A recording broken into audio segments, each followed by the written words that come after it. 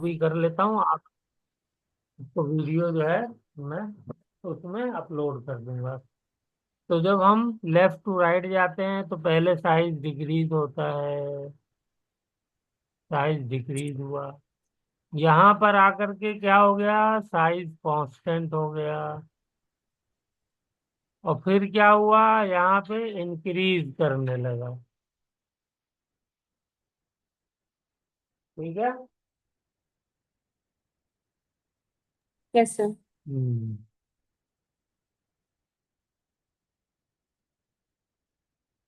तो ये हमें याद रखना है, ऐसा क्यों होता है।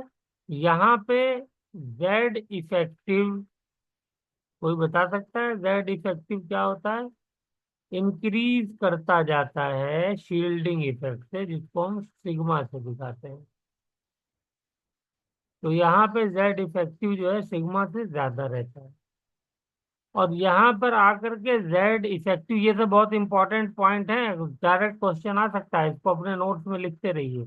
रिकॉर्ड भी हो रहा है लेकिन नोट्स में भी आते रहे। यहाँ पे जेड इफेक्टिव सिग्मा के बराबर हो जाता है। यहाँ पे जेड इफेक्टिव सिग्मा के बराबर हो जाता है। ठीक है। और यहाँ पर जेड इफेक्टिव सिग्मा से, यानी शील्डिंग से, सिग्मा किसको दिखा रहा है, शील्डिंग इफेक्ट को, इससे कम हो जाता है।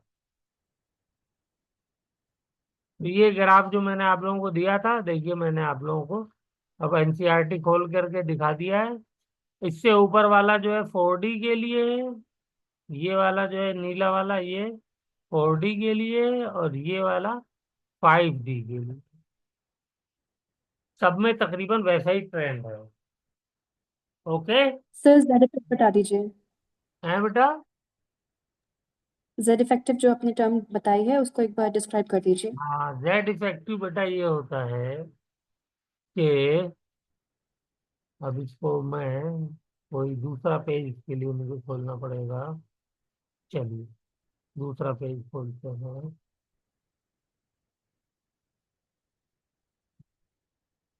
जेड इफेक्टिव,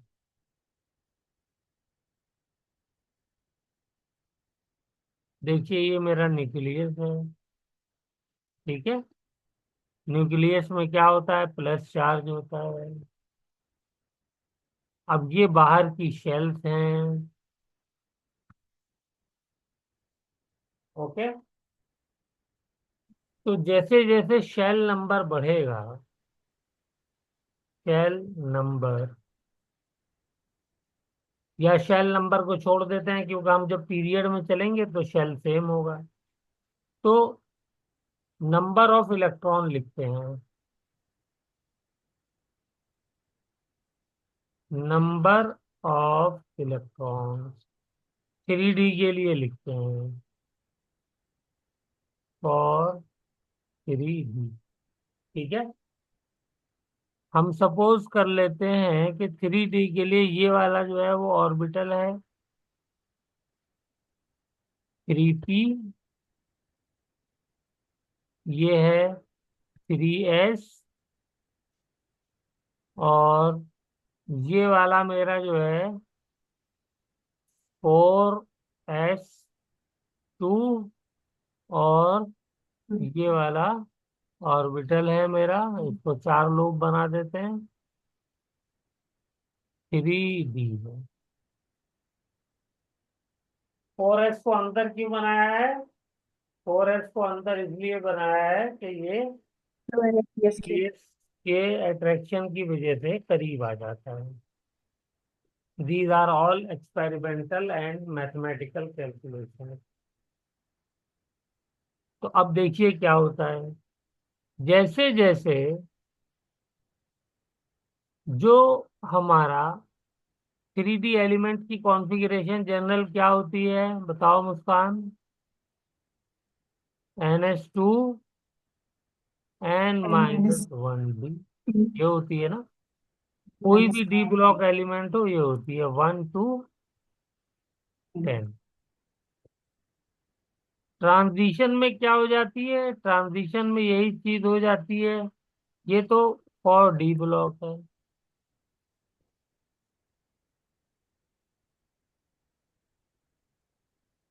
और ट्रांजिशन के लिए क्या होती है शुभी?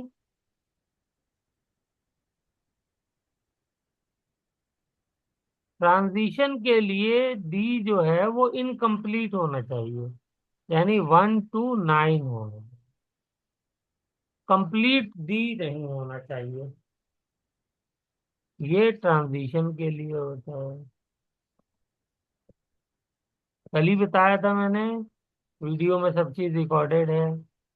अब ओके उसके सर। बाद जो है, ये ट्रांजिशन नॉर्मल, ये कॉन्फ़िगरेशन नॉर्मल में भी हो सकती है, नॉर्मल एलिमेंटल स्टेट में, स्टेट, और इसमें हो सकती है, और स्टेबल आयोनिक स्टेट, ठीक है, इसमें भी हो सकती है।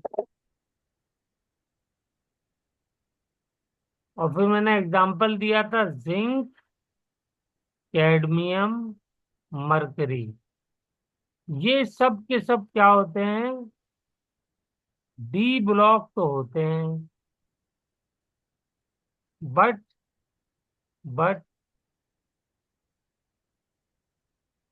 Are not transition. क्यों? क्योंकि इनके अंदर D10 होता है, इसमें भी D10 होता है, इसमें भी D10 होता है। Yes sir. बोलो शुभी, ठीक है। यस। तो यस सर। दूसरी कंडीशन क्या है ट्रांजिशन होने के लिए? कि स्टेबल आयनिक स्टेट बनाइए। तो इसकी स्टेबल आयनिक स्टेट बनाइए जिंक की। तो स्टेबल इसकी आयनिक स्टेट होती है Zn2+। तो इसमें भी जो इलेक्ट्रॉन निकलेगा वो किससे निकलेगा? वो एस फोर एस ऑर्बिटल से। टू से निकलेगा, डी तब भी 10 रहेगा। तो क्या हो जाएगा? 4s0 और 3d10। यस बोलो, सर। क्लियर हुई बात? Yes sir. यही सेम कैडमियम के साथ होता है। कैडमियम भी जो होता है वो 2+ में एग्जिस्ट करता है, स्टेबल आयनिक स्टेट। तो वैसे इसकी इलेक्ट्रॉनिक कॉन्फ़िगरेशन क्या होगी? ये 4d का है, तो 4d का है तो क्या आएगा? 5s0 4d10। 5s2 और 4d10, ये इसकी इलेक्ट्रॉनिक कॉन्फ़िगरेशन हो गई। लेकिन इससे अगर मैं कैडमियम 2+ बना दूं, तो भी इसकी इलेक्ट्रॉनिक कॉन्फ़िगरेशन क्या हो जाएगी? 5s0 और 4d10। तो ये भी ट्रांजिशन नहीं बन पाया। देखो, यस। एक और है, कॉपर। कॉपर का एटॉमिक नंबर होता है 29, ठीक है। Yes sir. इलेक्ट्रॉनिक कॉन्फ़िगरेशन क्या होती है? 4s2, यहाँ लिख देता हूँ, 4s1 3d10, 10। 29 होता है ना।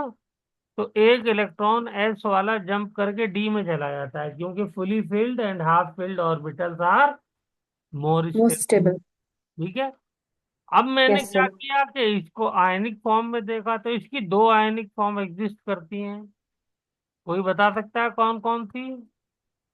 एक होती सर है Cu+। कॉपर प्लस, और एक होती है Cu+। दोनों के कंपाउंड आप लोगों ने देखे हैं, ये क्यूपरस कहलाता है प्लस वाला, और +2 वाला क्यूपरिक कहलाता है। तो इसके अंदर इलेक्ट्रॉनिक कॉन्फ़िगरेशन क्यूपरस में क्या हो जाएगी? 4s0 3d10।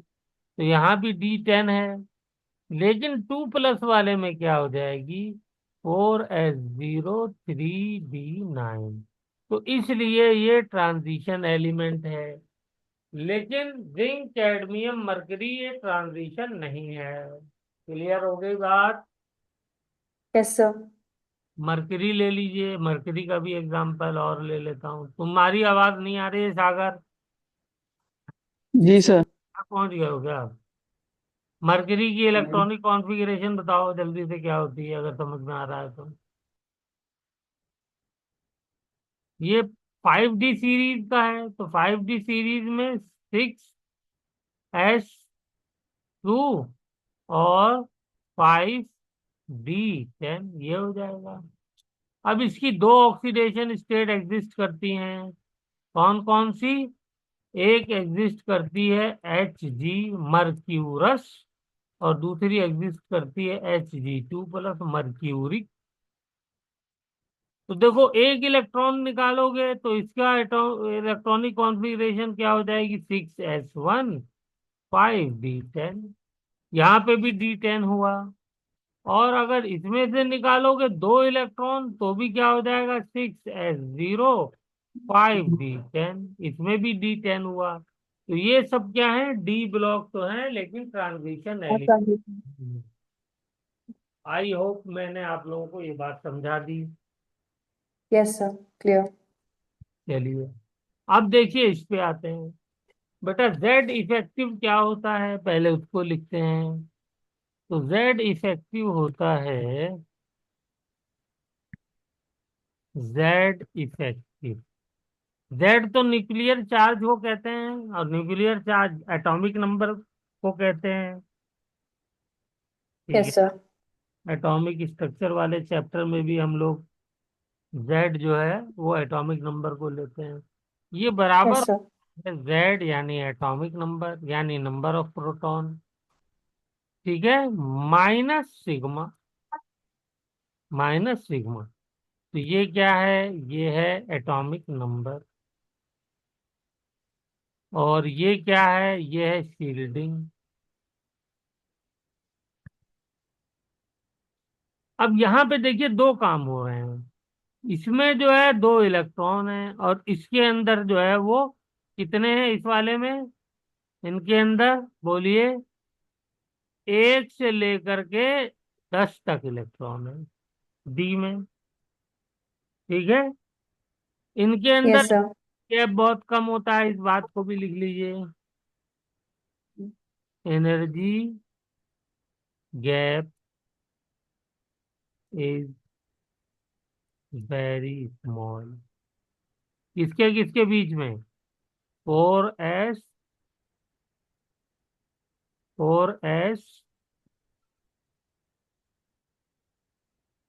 एंड 3D में। ऐसे ही अगले वालों में भी होता है, 5s एंड 4D। ठीक है। तो इसलिए क्या होता है, इस एनर्जी गैप के कम होने की वजह से कि एस वाला इलेक्ट्रॉन आसानी से जंप करके डी में चला जाता है। तो अब देखिए शील्डिंग कहाँ से आती है। शील्डिंग ये आती है, ये दो इलेक्ट्रॉन हैं आ रहे हैं इस एस में और डी में, तो ये क्या करते हैं, एक दूसरे को रिपेल करना शुरू कर देते हैं। क्या करना शुरू कर देते हैं? रिपेल।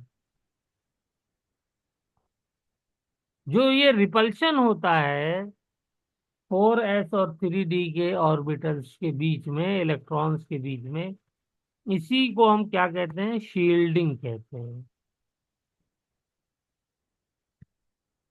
ठीक है। अब इससे होता क्या है, फर्क क्या पड़ता है?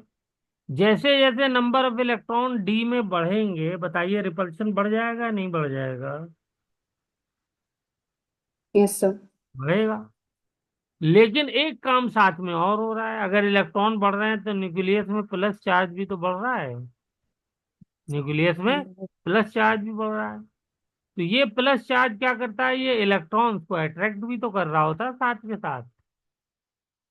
बोलिए, अट्रैक्ट करेगा नहीं करेगा? Yes sir. तो शुरू में क्या होता है, शुरू के एलिमेंट में, शुरू के एलिमेंट का नाम बताओ मुस्कान, पहला कौन सा है?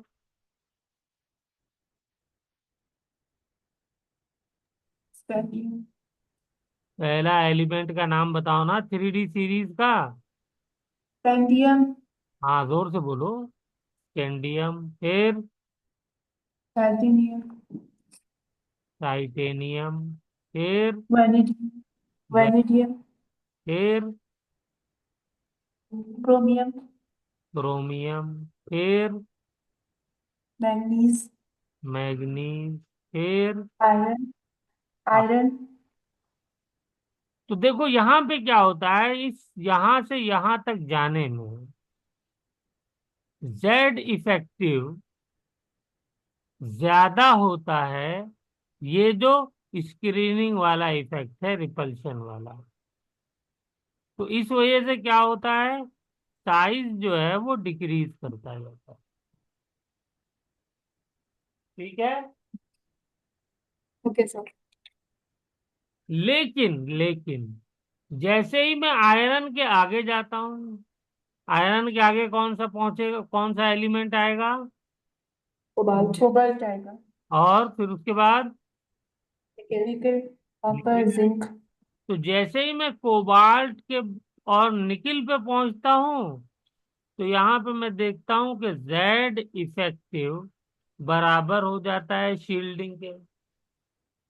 तो इसलिए यहाँ पे साइज क्या हो गया, यहाँ पे साइज कांस्टेंट हो गया। अब बात क्लियर हुई? Yes sir. गुड। उसके बाद क्या होता है, नेक्स्ट एलिमेंट बताओ। बोल। फिर किसके बाद? यूट्रियम। यूट्रियम। ड्यूटेरियम। अबे निकिल के बाद कॉपर। कॉपर। ड्यूटेरियम पता नहीं कहाँ से आ गया। Copper copper copper. फिर उसके बाद जिंक। तो यहां पर हम लोग देखते हैं कि जेड इफेक्टिव कम हो जाता है सिग्मा से, यानी शील्डिंग से। शील्डिंग ज्यादा हो गई मतलब दोनों ऑर्बिटल्स के बीच के इलेक्ट्रॉन्स के बीच में रिपल्शन ज्यादा हो गई। रिपल्शन ज्यादा होगी तो क्या हो जाएगा, दूर दूर चले जाएंगे। दूर दूर जाएंगे तो यहाँ पे क्या हो जाएगा, साइज इंक्रीज कर जाएगा। बोलो, ये बात मेरी समझ में आ रही है? Yes sir. तो इसको जल्दी से नोट्स में लिखिए सारी बात। मैंने तो जगह कम होने की वजह से ऊपर नीचे कर दिया, आप लोग एक लाइन में अच्छे से लिखिए।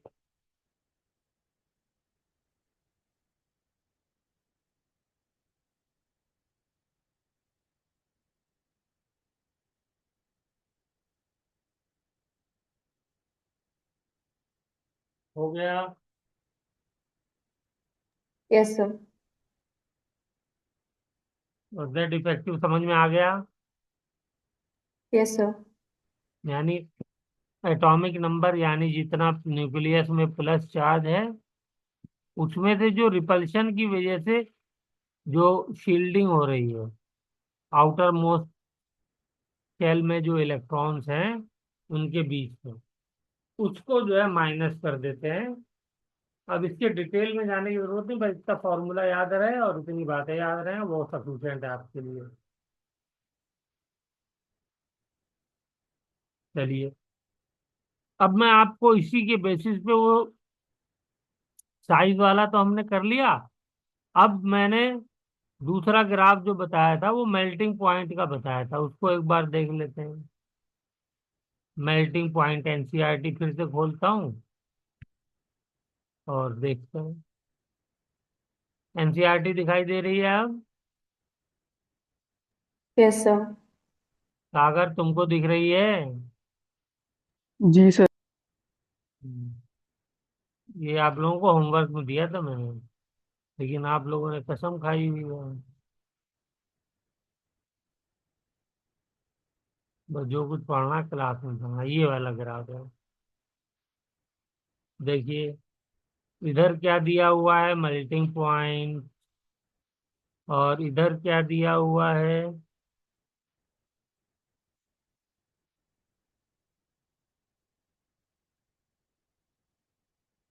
हम्म,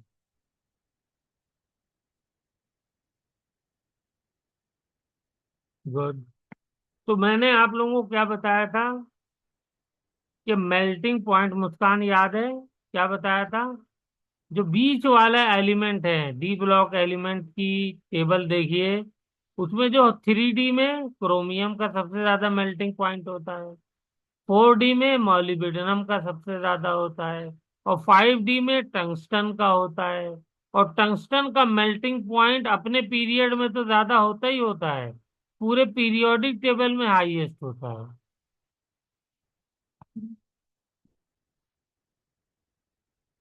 बोलो, कल ही लिखवाया था ये मैंने, बताया भी था।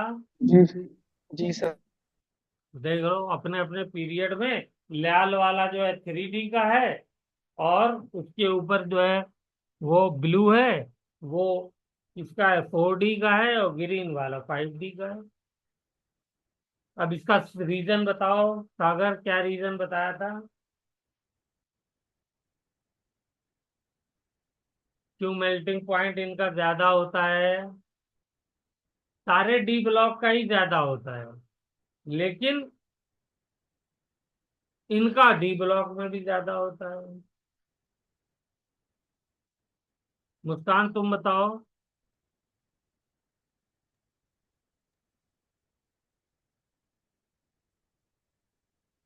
नहीं याद आ रहा? लेंथ साइड कॉन्ट्रैक्ट शायद।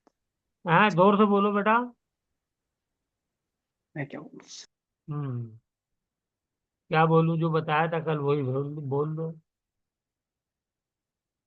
एक तो ये इनके अंदर मेटेलिक बॉन्डिंग होती है, मेटेलिक बॉन्डिंग एटम्स के बीच में। दूसरा रीजन क्या होता है? जो भी तुम कुछ रोशनी डालोगी, कहीं कहीं पढ़ा हो। सर पढ़ा तो था, मतलब टाइम हो गया पढ़े हुए तो याद नहीं है। अनपेयर्ड इलेक्ट्रॉन का। हाँ, जोर से बोलो, कुछ मुस्कान ने बताया। Unpaired electron. अनपेयर्ड इलेक्ट्रॉन, तो उससे क्या होता है? आधा आंसर सही है लेकिन पूरा नहीं है। उसकी वजह से क्या हो उससे जाता है? कोवलेंट बॉन्डिंग जो है वो है, बढ़ जाती है। Covalent stability. बॉन्डिंग भी बनाते हैं ये आपस में। Covalent bonding. बोलो सागर, बताया था नहीं बताया था? सागर बोलो, याद आया? आप तो कम से कम हाँ ना तो कर दो कि हाँ सर याद आ गया। जी सर। कोवेलेंट बॉन्डिंग की वजह से, और कोवेलेंट बॉन्डिंग क्रोमियम में ज्यादा होती है। बताओ तू भी ज्यादा क्यों होती है?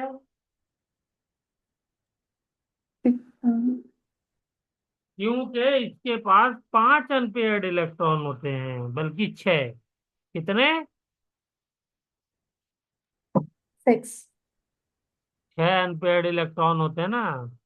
कौन कौन से? 3s1, और सॉरी 3 कह रहा हूँ, 4s1, 3d5। ये होती है इसकी इलेक्ट्रॉनिक कॉन्फ़िगरेशन। नहीं, एस वाला इलेक्ट्रॉन एक जंप कर जाता है डी में, और जंप कर जी सर। जाता है, डी को हाफ फिल्ड कर देता है। तो अब देखिए, 5 अनपेयर्ड इलेक्ट्रॉन यहाँ पे है और एक यहाँ पे है, तो 6 अनपेयर्ड इलेक्ट्रॉन हो गए। तो इसलिए सबसे ज्यादा कोवेलेंट बॉन्ड यही बनाता है अपने सीरीज में। क्लियर हो गई बात? Yes sir. सब लोगों को क्लियर? जी सर। चलो, मुस्कान भूलेगा तो नहीं अब?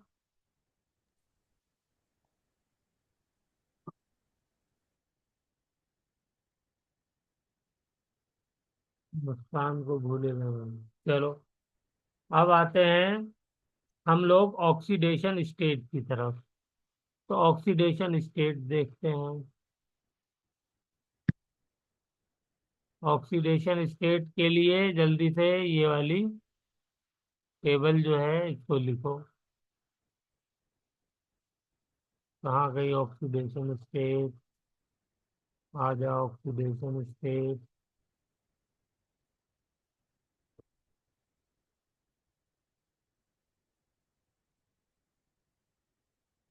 ये ऑक्सीडेशन स्टेट है, जल्दी से लिखिए 3D सीरीज की।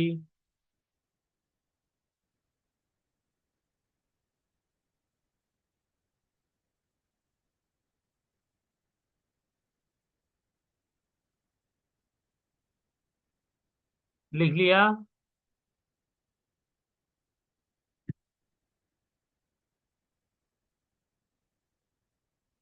ये देखो, स्कैंडियम जो है +3 में एग्जिस्ट करता है। टाइटेनियम में +2 भी होता है, +3 भी होता है, +4 भी होता है। वेनेडियम जो है +2, +3, +4, +5 तक होता है। क्रोमियम +6 तक होता है। मैग्नीज की +7 एग्जिस्ट करती है। और आयरन जो है वो +2 +3, जो हम लोगों के लिए कॉमन है, लेकिन ये +4 +6 भी शो कर देता है कभी कभी ड्रास्टिक कंडीशंस में। कोबाल्ट जो है +2 +3 +4। निकिल +2 +3 +4। कॉपर +1 +2। और देखिए जिंक सिर्फ +2 शो करता है। ये लिख लिया सबने टेबल बना करके? जी सर। हम्म। चलिए, गुड। लिख लिया तो वेरी गुड। अब आगे चलते हैं।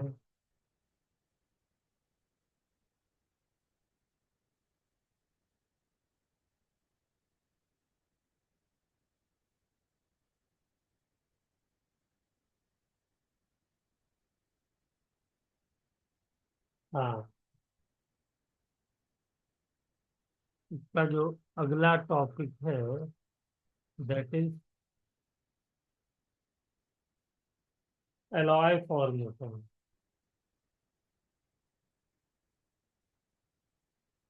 देखो जरा एनसीईआरटी में अगला टॉपिक क्या दिया हुआ है। ये इलेक्ट्रोड पोटेंशियल तो आप लोग जानते हैं, बोलिए। इलेक्ट्रोकेमिस्ट्री में हमने पढ़ा था। और कौन ज्यादा अच्छा ऑक्सीडाइज होगा, कौन ज्यादा अच्छा रिड्यूसिंग जी एजेंट सर। होगा, ये सब हम लोगों ने वहां पे डिस्कस किया था। तो उसी चीज को यहाँ पे बताया है। इसमें मेरे बताने के लिए नया कुछ भी नहीं है। जिसका ऑक्सीडेशन पोटेंशियल ज्यादा होगा वो ऑक्सीडाइज हो जाएगा। जिसका रिडक्शन पोटेंशियल ज्यादा होगा वो रिड्यूस हो जाएगा। ठीक है। और यस सर। टेबल दी हुई है। तो ये आप लोग के लिए कोई नई चीज नहीं है। अच्छा, एक चीज और, हायर स्टेबिलिटी, ये वाला पॉइंट लिख लीजिए यहीं पे। Trends in stability of higher oxidation state. तो हायर ऑक्सीडेशन स्टेट जो हैं, एक तो ये सिर्फ दो एलिमेंट के साथ शो करते हैं। किसके किसके साथ? क्लोरीन के साथ एंड ऑक्सीजन के साथ। तो लिखिए, लिख रहे हैं? Yes sir. हाँ। Higher oxidation states are shown by D block elements with chlorine and oxygen। Chlorine and oxygen के साथ ही शो करते हैं। कोई बता सकता है क्यों शो करते हैं इनके साथ?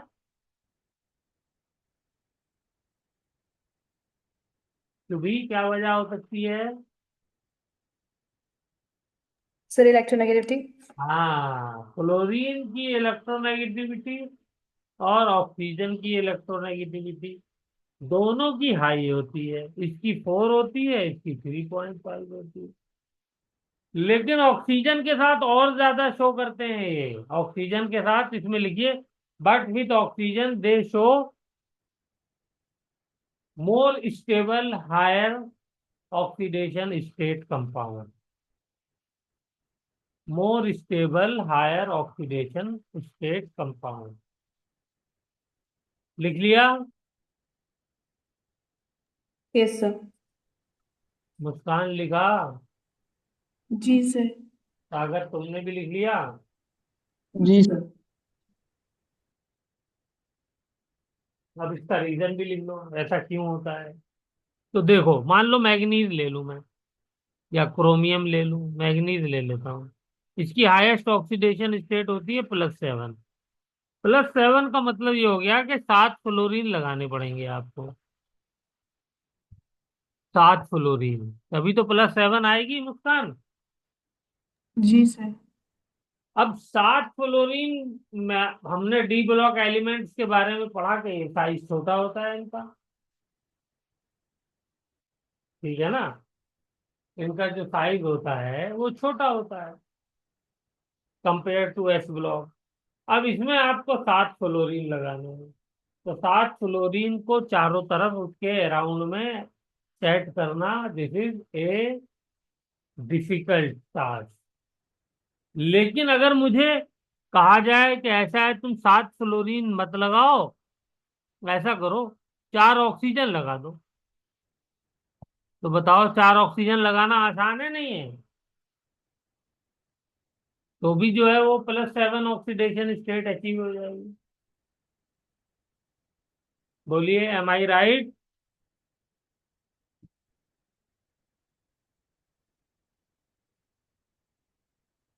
तो भी ये बात समझ में आई नहीं आई?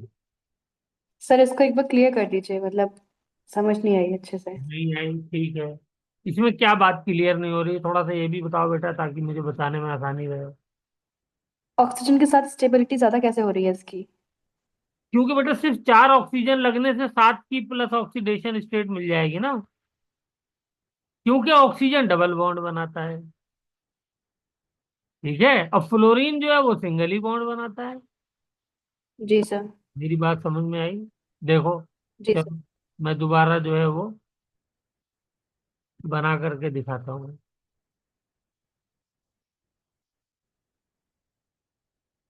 तो मुझे क्या करना है, ये मुझे पर मैग्नेट आयन कहलाता है ये।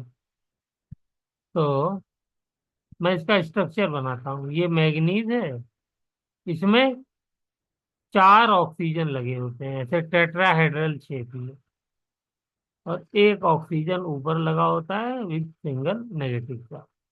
ये हो गया टेट्राहेड्रल, इसकी ज्योमेट्री होती है। ये बना लीजिए, आगे हमें इसका जरूरत भी पड़ेगी, काम आएगा। लेकिन मुझे जरा सा 7 जो है फ्लोरीन लगा करके दिखाना। 7 फ्लोरीन लगाने में बेटा हालत खराब हो जाएगी ना। और फ्लोरीन का ऑक्सीजन का साइज अप्रोक्सीमेटली सेम होता है, बहुत कम डिफरेंस होता है। बोलिए, 4 क्लियर एक सर। 5 एक 6 एक 7, सातवां कहाँ लगाऊं, यहाँ लगाऊं? ये स्टेबल स्ट्रक्चर नहीं बन रहा है। मेरी बात समझ में आ रही है? Yes sir. क्योंकि मैग्नीज छोटा है। अगर सेंट्रल एटम बड़ा होता आयोडीन वगैरह की तरह, सल्फर वगैरह की तरह, तब तो चलो एक बार को साथ हम फ्लोरीन एडजस्ट भी कर देते, उसको चारों तरफ बॉन्ड भी उनका मजबूत हो जाता। लेकिन यहाँ पे जो है वो मैग्नीज भी छोटा है और चारों तरफ फ्लोरीन साथ साथ लगाने हैं, तो मुश्किल हो रहा है, स्टेबल स्ट्रक्चर नहीं बन रहा है। लेकिन ऑक्सीजन के साथ बन जा रहा है। क्यों बन जा रहा है ऑक्सीजन के साथ? क्योंकि एक ही एटम 2 बॉन्ड के लिए काम कर जा रहा है यहाँ पे। बात आ रही समझ में? तो 2 बॉन्ड के लिए काम करेगा तो 7 प्लस ऑक्सीडेशन स्टेट आसानी से मिल जाएगी। नहीं मिल जाएगी?